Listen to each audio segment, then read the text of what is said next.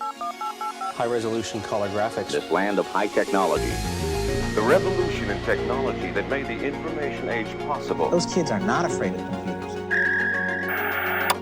Welcome to This Week in Retro for the week of October 5th. Coming up on today's show... Fulfill your 8-bit coding dreams. The PlayStation turns 25 in the UK. A museum filled with nothing but spectrums.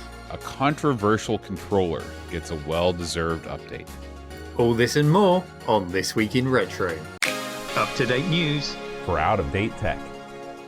There are no more excuses, John. There's nowhere left to hide. The promises we all make to ourselves to one day learn how to code our childhood computers are now easier to fulfill than ever, thanks to a software package called Turbo Rascal Syntax Error. And I've got to resist the urge to say Rascal like Pascal here. And I think that's the intention because this whole thing is Pascal based. I'll tell you more about it. It really is the full English breakfast for your 8 or 16-bit systems. This is a programming language in an easy-to-navigate development environment. It includes a sprite editor. It includes the ability to compile your code for everything from the 6502 to the Z80 to the 68,000 CPU-based machines. So you can use this thing, Turbo Rascal, to code games for everything from the Game Boy to the C64 to the NES to the ZX Spectrum to the Amstrad CPC, anything you can think of, Amiga 500, Atari 2600, it's all in there. So what are you waiting for? it's all in there. John, have you ever coded a game or made an attempt at anything more than just using BASIC? Because we all tinkered with BASIC, I think, on our old systems. But have you ever seriously tried to code a game on an 8 or a 16-bit system? You know, Neil, much like you and I'm sure many of our listeners, when we got our computers, we also had one or more books that promised us to turn us into coding wizards. On the front of the book, you would see the most fantastic image of a video game of all time. It might be like a wizard fighting a dragon. And you're like, man, I'm going to learn how to make that. And then you open it up. And what are you doing? You're writing simple programs to, print your name on the screen. And of course, you have to start small to get big. But here's the deal, Neil. I always had big dreams, and I still have big dreams. These dreams do not involve coding blackjack for JavaScript or programming a single pixel to move with the joystick. I never had the patience to go through all of the basic level programming exercises to get to the point where I could conceivably produce anything like a game. And really, I'm sort of my own worst enemy too, because I'll start out, and I've done this. I've tried to attempt to code for the Atari 8-bits over the years several times, and I start out with a very simple concept. And then it just sort of explodes out of control with all these things that I want to do and add. And I just get overwhelmed because, let's face it, I have no real skills in programming. How about you, Neil? Well, there are no shortcuts. You've got to learn the basics. If you don't learn the basics, you're not going to get anywhere. And I tried. Boy, did I try. I tried on the Amstrad CPC. I was probably too young at the time to really grasp anything more than very light basic on the CPC. On the Amiga, I played with Amos and Blitz Basic. Again, they're both basic programming languages, although very powerful ones. It wasn't until I had a 486 PC that I really got into coding, and I got into C coding. It was actually a pair of books. It was C for Dummies. I think it was by a guy called Dan Gukin. And actually, I was very new to the internet at the time. It was the mid-90s. And I always remember I reached out to him because his email address was in the book, and he actually replied, and it blew my mind that I was working from this book and the author replied to me by email. It was a different time then. It was a time when authors put their email address in books, and it was the email address they actually used. And I remember it was wonderful. I was a teenager and I was like, look, I think I want to be a programmer when I grow up. Have you got any advice? And I can't remember what that advice was, but I remember it being a really nice email. I remember buying around the same time period when the internet was first out. And this has to do, and this is something that we just don't have to deal with at all anymore, was just sometimes you just couldn't find the books anywhere locally, and there was no online shopping. And so I went to the bookstore, and they had HTML for Dummies, but it was volume 2. And so I was trying to jump in, halfway through the curriculum. Again, you're and skipping the basics again. That's again. And so, living now when we live where we can instantly order any book on any conceivable subject, not to mention the, raft of tutorials available on YouTube, plus this new Turbo Rascal. We really live in a golden age for anybody who's interested in programming. It's true. The only reason I learned C programming on my 486 is because that book happened to be in stock in the local bookshop when I went in there, and it looked interesting. It could have been any other language. But I did try with the Amstrad, and more recently I promised myself, okay, I'm going to go back and learn how to program a game on the Amstrad. And I did try to teach myself Z80 assembly language, and with a modern emulator, you can actually get a visual, you can see what's happening in the registers, and you can use online tutorials, and you can learn quite a lot. But this makes everything so much friendlier. Pascal is way friendlier. It's a much more high-level language than assembly language, of course. So I think with the busy lifestyle that I have, this gives me a much better chance of going, okay, I'm going to write a program for an 8 or a 16-bit computer. Life gets in the way, and then when I come back to my code, because Pascal is a much higher level and therefore self-documenting, if you code in a fairly nice way, you can come back and you can pick up where you left off. But understanding the language is just half the battle. Once you've mastered the language, you still have to come up with a game. So my question to you, John, is if you did have to make a game, or even just choose a genre of game, what would you go for? All right, you're going to think I'm totally cashing in on a fad here, but I've always thought that you could make a great endless runner game based on a side-scrolling skateboard motif. Now, I know that endless runners are all the rage now. Everybody does them, but I thought about this idea long before I even knew what an endless runner was. There was a game for the NES called T&C Surf Designs. Did you ever play that, Neil? Never heard of that one, no. Okay, it's by all accounts not a very good game, but there is a skateboarding section in this game that I think would translate really well. It's basically, you're on a skateboard and you're moving continuously left to right, and you've got to dodge obstacles and hop over things and grab items and things. I think I would love to make a game like that with a really 80s kind of West Coast aesthetic for either a retro computer or a console. I'd love to do that. That is my ultimate dream programming thing. I think it could be a real winner. What about you, Neil? You're so down with the kids, John, with your skateboarding and your West Coast themes.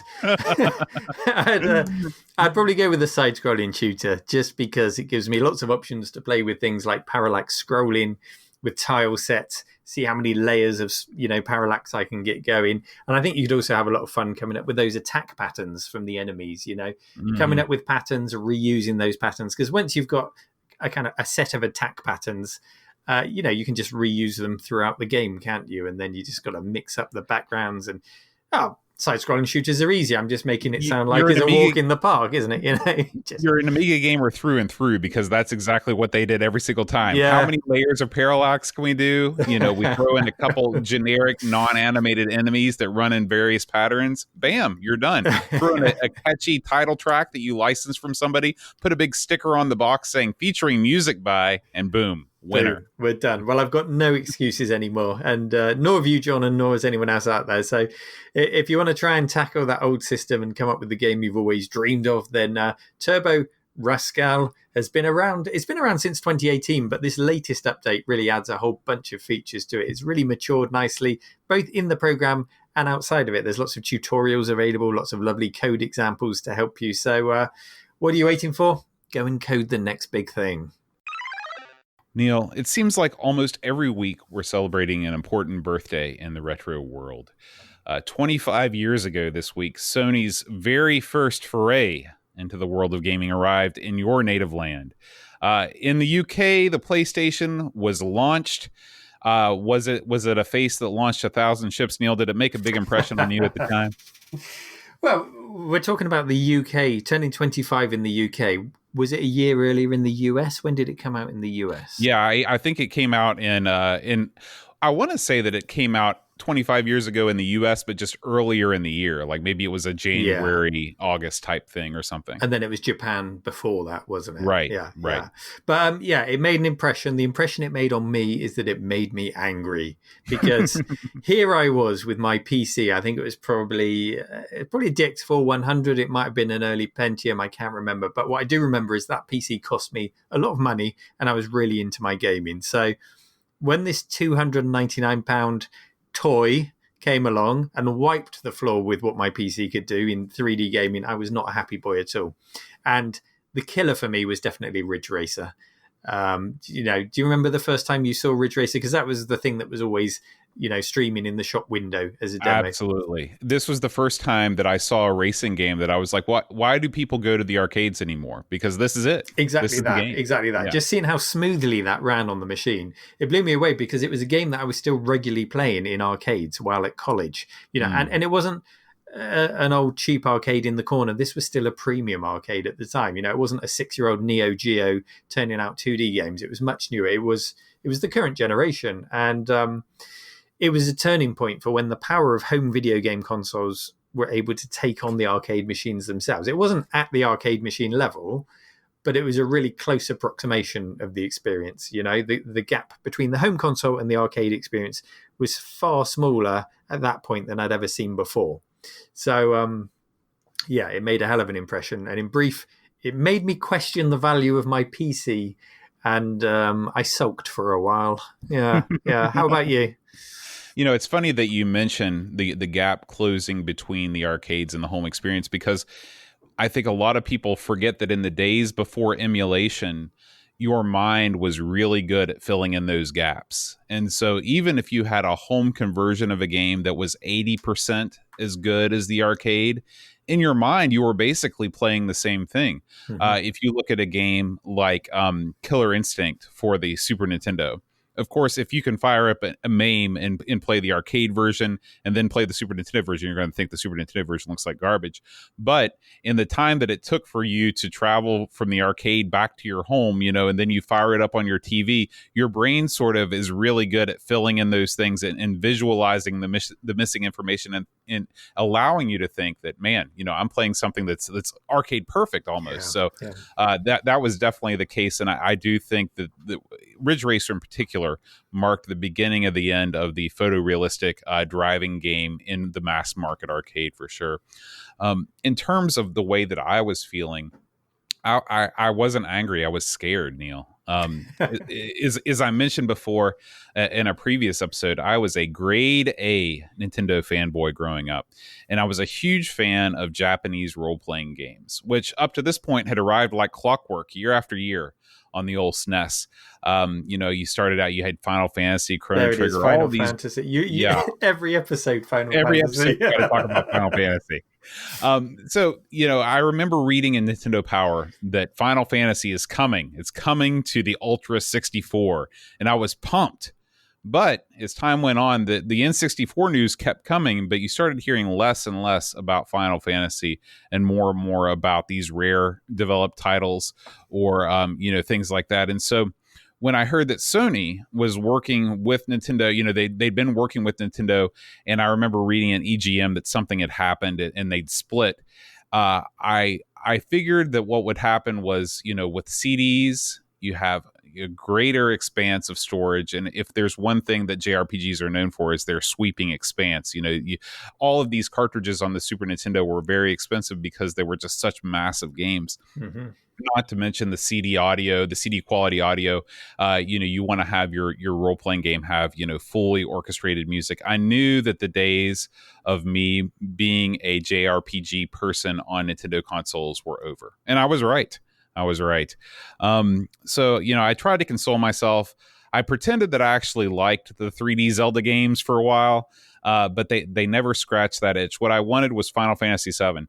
However, I never actually ended up with a PlayStation 1, and I've still never played Final Fantasy 7. I skipped 7 and 8 altogether, and when the PlayStation 2 was released, I bought Final Fantasy 9, which was the series really, it was the swan song of the classic Final Fantasy games. It was the last one before it really sort of got out of control. So anyway, Nintendo broke up with Sony. Sony did their own thing, and Sony came out the winner for sure.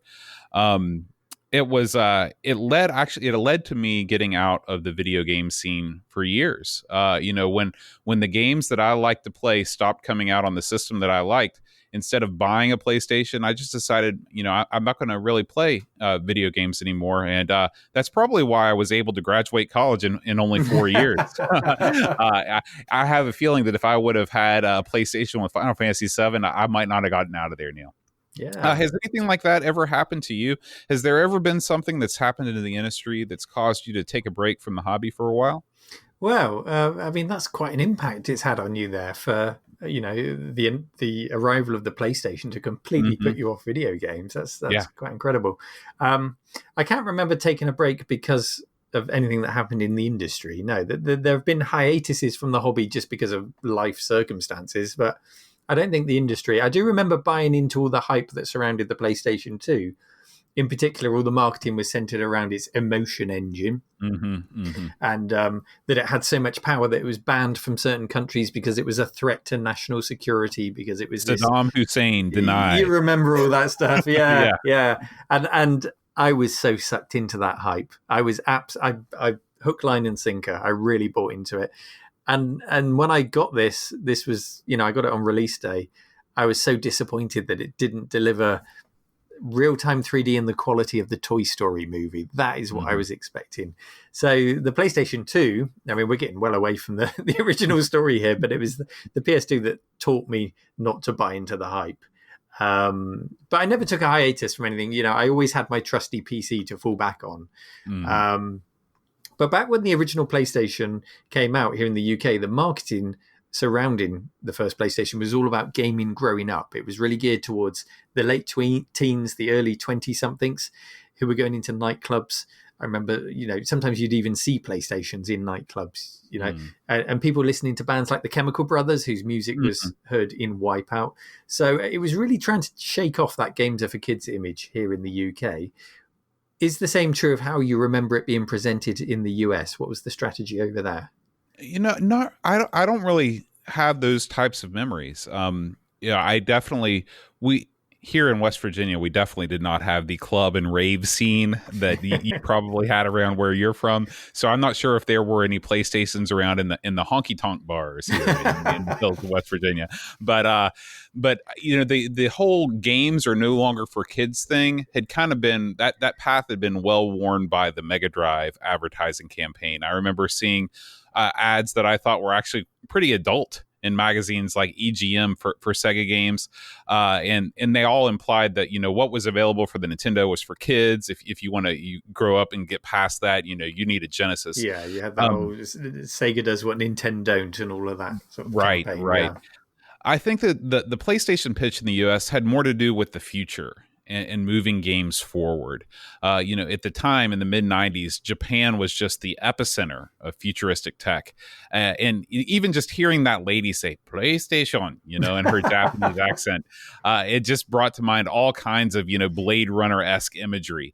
I don't remember any ads being marketed to older players. In particular, it was nothing like the Genesis campaigns, that's for sure. Mm-hmm. So the PlayStation's prominence in the UK has not been ignored by the Royal Mail. They've included Wipeout as part of their series of commemorative stamps released last year in their video game series. And we want to thank Paul, aka Hermsky, for suggesting the story to us on our show subreddit. A new museum has opened in Portugal, which is dedicated to nothing but ZX Spectrums. What fantastical, mystical place is this, I hear you asking, John? Well, it's a place called Load ZX Spectrum, and there's even a giant ZX Spectrum outside, and a giant tape cassette player, and a giant tape that you can stand in front of for a photo opportunity, like you're arriving at Disneyland. And Portugal actually played an interesting part in the ZX Spectrum story, because we had the Timex Sinclair factory in Dundee in Scotland where the computers were manufactured. But there was also another Timex factory in Portugal, and they made the machines for the local market there, and I think in Spain as well, but also for the USA and for Poland. And for those who enjoyed the specky there, as well as the families, there must have been many people who were employed at the Timex factory there, just like they were in Dundee. Have you been to Dundee before? Do they have anything up there to kind of celebrate that heritage? I've not been to Dundee. I mean, I've seen there are certain statues of lemmings in the area. Okay. Because out of Dundee grew DMA Design, who became Rockstar Games. That all evolved from a computer club, which basically happened in the shadow of the Timex Sinclair factory there. I think a lot of that's moved to Edinburgh now. There is, I think it's Abertay University. I think that's in Dundee, and that was the first university ever to have a video game based degree. Oh, so interesting. You know it's got to have had an influence on that. You know, it all grew out of having that Timex Sinclair factory there and the influence of the ZX Spectrum. You know, it's great to see that this factory has sprung up. I'd love to see one over here dedicated to the ZX Spectrum. But if it was your museum, John, if you had to dedicate a museum to one system or maybe a family of systems, what would it be? Just talk us through your dream museum. Neil, I'm going to preface this with something that I tell my students quite often. This may sound incredibly lame, but I would actually love to dedicate a museum to video game packaging. Ooh. I've always loved, boxes, system boxes, box art, packaging of any kind from gaming's early days, especially, back before you could just slap a photo on everything. So much of the classic game boxes and computer boxes contain hand-drawn art that really is. I mean, I think that it's legitimate works of art. They're really, really good. Yeah, even if you go back to like the first Akalabeth and Ultima games, Akalabeth, the artwork was drawn by Richard Garriott's mum in the kitchen. Oh my gosh, yeah. And a lot of those early TRS-80 and Commodore PET games are all hand-drawn on the covers, aren't they? Yeah. The purpose of my museum would be to keep those sorts of memories alive. So, packaging, ephemera, instruction manuals, anything that sort of surrounds the technology itself. How about you, Neil? What would you like to make a museum of? Well, I love your choice. Can you imagine the theatre of going to a museum and saying, "Oh, I'd really like to see a copy of Leisure Suit Larry 3, please, and Passionate Patty in Pursuit of the Pulsating Pectorals." And they say, "Yes, just sit right there, sir. Put these white gloves on, and they'll go and fetch you the big box game, and you can open it up and take the discs out." Oh, what an experience. I'm going to be pretty lame as well. I think the ZX Spectrum is a great choice because there's quite a few machines in the range, and then there's also lots of revisions within that range, and then thousands of peripherals, tens of thousands of software titles. So this museum in Portugal is just stuffed full with all of these things. It's very hard to top that. So I'm going to cheat and go with the IBM PC compatibles, because that would give you pretty much a limitless hardware to tap into, all the form factors, a 40-year timeline from the IBM PC through to the present day. I feel like I'm cheating, but I think that would make for a great museum. I think there's probably a market for people that would really enjoy seeing that evolution. Instead of our dream museums, what about existing museums? Have you been to any that have really, really impressed you? Unfortunately, I haven't really been to a dedicated computer museum. I've been to a couple exhibits. One was actually in York when I was over in Sheffield going to grad school. I went to visit York, and they had in one of their sort of small museums, they had an exhibit, and it was the first time that I saw the mythical Teenage Mutant Hero Turtles game in person. I thought up until that point, I thought it was just sort of maybe a myth or a joke that was actually the name, but no, it really was the name of the game in England. I've seen a couple huge personal collections. The guy that started the National Video Game Museum here in America, it's in Texas. His name is Joe Santulia. I saw his personal collection, which the majority of which ended up in the museum. I actually went to visit him at his home and saw it. So that was really neat. But I've never been to a building dedicated to computing or gaming history. You guys in England, you guys have it all, Neil. You've got 3 that I know of, maybe even 4. You've got the one in Swindon, you've got the one in Leicester, you've got the one in Cambridge, and of course you've got your own cave. Have you been to all of these, Neil? I wouldn't put my cave quite high up there with those, but I would definitely put it that high. Yes, yeah, I've been to those. Swindon is just on my doorstep, and the Museum of Computing in Swindon is great because they actually let me borrow equipment to use in my videos in exchange for helping to get the word out there that they exist. So Sure. I love those guys. I was there today, in fact. Another one that I really love is attached to the side of Bletchley Park. So Bletchley Park was a top secret place during World War II where Alan Turing was based, and they cracked the Enigma code using... I saw that in the movie with Sherlock. You've got it. You've got it with Sherlock. Yeah, Sherlock Holmes cracked the Enigma code, and they used the bomb machine, and there's all this wonderful history. And attached to the side of Bletchley Park is, I think it's the National Computer Museum there, and they've got all of the usual micros and things like that. But they've also rebuilt some of these big 1940s, 1950s machines. And, they're working. You can see every cog turning and all of the calculations taking place mechanically. Well, digitally, of course, Sure, right. But there's a lot of mechanical components to it. And it's just a really wonderful, wonderful museum because you can get both the Bletchley Park side and the Computer Museum. So that's got to be, I'm sorry, Swindon, but that's got to be my favourite at the moment. That's the number one. Yeah. So if you happen to be popping to Portugal, then do consider going in to see this museum. It's an impressively, a really impressive looking collection from what I can see on the website. And you can find out more at loadzx.com. Neil, I just spent my whole first story talking about the sadness I felt with the release of the N64 and the subsequent demise of Nintendo's dominance in the world of JRPGs. But the truth is, I had a lot of fun with the humble N64.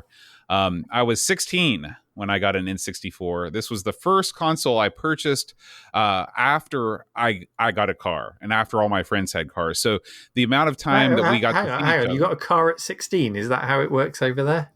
Oh yeah, 16. I mean, most people get 2, Neil. I mean, I was a little bit, we can learn to drive provisionally at 17. Yeah, but I can't imagine 16-year-olds driving around here. Anyway, carry on. It's sort of a trade-off. You guys start binge drinking at 16. Oh, this and we is start true. driving. This is true.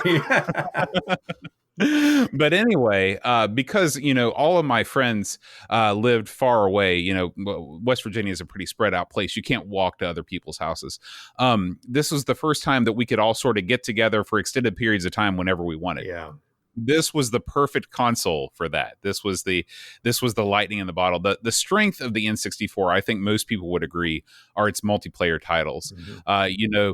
It had the 4 ports built right into the front of the machine, and so it was perfect for Mario Party, 4-player tag team matches, and WCW NWO Revenge, and of course hours and hours of gun battles in the stack, in the facility, the bunker, playing GoldenEye. You got to remember, Neil, that I was not a PC gamer, and neither were any of my friends at the time. So we'd never heard of a LAN party. The whole Doom deathmatch thing, it was completely foreign to us. For us, our first really foray into first-person shooters, especially multiplayer first-person shooters, was GoldenEye on this N64. It was the ultimate local multiplayer machine, I think. Neil, did the N64 make such a big impact on you? It did, and I was into my LAN parties, despite the hassle of having to lug a PC around and a CRT monitor, and not being allowed to drive at that age over here. So, it was a real pain going to LAN parties. But what did you do? Did you just lug it on the bus? We usually had an older friend who we could rope into driving us around. But yeah.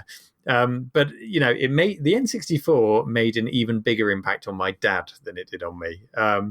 GoldenEye is the first and only game I think I've ever seen him get completely hooked on. I had an N64 and I kept it under the family TV because I like to play it on the big television rather than my tiny one in my room. So it was really easily accessible for him. and he's a huge James Bond fan. Oh, So okay. there was this really odd period in my life where my dad, who usually has no interest whatsoever in video games, became a video game addict. He was totally hooked. Nothing got done in the house whatsoever for weeks, and he completed GoldenEye on every difficulty level. I've never Oh ever my seen gosh. him into get games Oh, like wow. that before or since. He was just mesmerized. So he loved it, and for me, yes, it was all about the multiplayer gaming. GoldenEye for me defined the N64. It was the killer game. GoldenEye, Mario Kart as well. We played a lot of.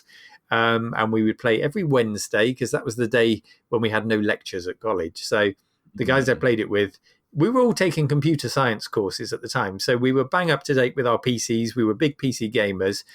But for a good period, we all opted for the N64 instead because, like you've explained, it was so easy for us to just power around one person's house, hook in the controllers. We take our own controllers with us and just lose hours and hours, days, usually on GoldenEye. And there was a strict no odd job rule as well, which was strongly enforced. He was the short guy, right? That's right. You got an unfair Yeah. advantage with him. Yeah. It's funny. This is also the time that I remember seeing all of these. This was when around the same time that the internet was becoming a thing, and I probably didn't see these until a couple of years after the fact. But people would rig up cardboard squares to put up on their TVs, to block the vision of the other. It was a really amazing time where you had all of these sort of homegrown solutions, and now people look at that stuff and they're like, why don't you just play online if you don't want somebody else to see your screen? But at the time, making a big cardboard T and gluing it to the face of your TV seemed like a good idea. Even now, when you play a modern console that has split screen game support, just sharing a sofa with someone, you can't beat it. There's just something missing. Online gaming is great, but it's missing the ability to just punch someone in the leg when you need to. Right. That physical aspect of competitive gaming. So if you are a fan of the N64 and you still enjoy going through the library, we've got some fantastic news for you here. Of course, you probably already know about EverDrive flash carts, so you can load up all the games on an SD card and go to town. You can mod your N64 for RGB output, and you can even add HDMI support so you can play on a modern flat screen. However, one thing that has always been lacking is a controller that improves upon the sort of controversial stylings of the original. Now, Neil, before we get into the shortcomings of the original controller, I think it's worth noting that the N64 as released was actually pretty groundbreaking. Not since the Vectrex console was released in 1982 had there been a mainstream console with a self-centering analog stick. And to me, who had never heard of the Vectrex at the time, I thought this was the first console that had ever had, an analog stick. And the ability to, control a character like Mario within a 3D space with that analog stick, I really thought, this is the future. You also had the ability to add a rumble pack to the controller. A lot of people forget that the DualShock did not, debut with the PlayStation. Nintendo actually had rumble capabilities in its controllers first, and Nintendo's addition of a full-size D-pad to the third, prong of the trident-looking thing allowed gamers to play with more traditional controls if the game supported it. So.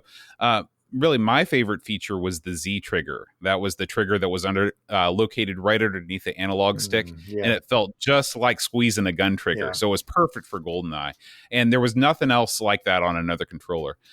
Neil, what are your thoughts on the N64 controller? Well, it's funny because the first time I used it, it was with Mario 64, and having that analog control to creep slowly forward or to run at full speed, it felt really good. I don't remember holding it and thinking that it was bad. And I also don't remember magazines ever saying, oh, this is the first analog self-centering stick since the Vectrex. I think everyone had forgotten that. You weren't the only one, This was a revelation. Everyone was saying, oh, it's got an analog stick. This is brilliant. And GoldenEye did take some getting used to as a PC gamer who was used to the keyboard and mouse. But I do remember nailing the headshots with this controller. But when I pick one up today, I've got no idea how I managed to do that. If I hold it today, it does feel awkward and I'm completely inaccurate with it. I don't know what's happened. It just feels all wrong. And I think we've been spoilt now by the ergonomics of the pads that Sony and Microsoft brought out. You mentioned the original PlayStation pad. That when you go back, you kind of forget that it wasn't two analog sticks, like you say, all along. It was just the D-pad on the original PlayStation. Mm-hmm. So it was a revelation at the time. But since then, all of these other controllers have evolved. We've been spoiled, and none of them pursued that central analog stick, that trident design. They were always, right. I think that there's probably a good reason for that. Exactly, I think that exactly. You know, after I really feel like the Xbox 360 was a real watershed moment in terms of, you know, what a modern controller should be. You know, the original Xbox had the analog stick above the D-pad, but I really think that gaming really hit a sweet spot. Of course, Sony fans will disagree because Sony obviously has not changed their controller style in a million years. But I think there's one thing we can all agree with, and that is the N64 controller can use a bit of a facelift. And I'm here to tell you that there is one. This thing is called the Brawler64. This is gone is the trident design of the original, and it is replaced with a design that is definitely reminiscent of that Xbox 360 controller. The modernized analog stick sits right above the D-pad, as you're used to. And most importantly, to me at least, the C buttons, which were those yellow buttons on the original N64 controller, you know, those were originally designed to control the camera in Mario 64. So much of the N64 controller was just designed around Mario 64. But they're very awkward to use in any sort of gaming application. Well, they've made the C buttons full size, and it gives you 6 full-sized face buttons, which is similar to what you find on controllers sold specifically for fighting game fans. Like if you find a Street Fighter 2 pad, it's got those 6 face buttons on it. So that's what it reminded me of. Now, Neil, have you had a chance to look at this thing? Is this enough to make you dust off the C64 or the C64, the N64 in the cave and discover some hidden gems? Yeah, absolutely. Looking at it, I want to try this out. I don't think I'll find many hidden gems because there are some absolute stinkers on the N64. There really are.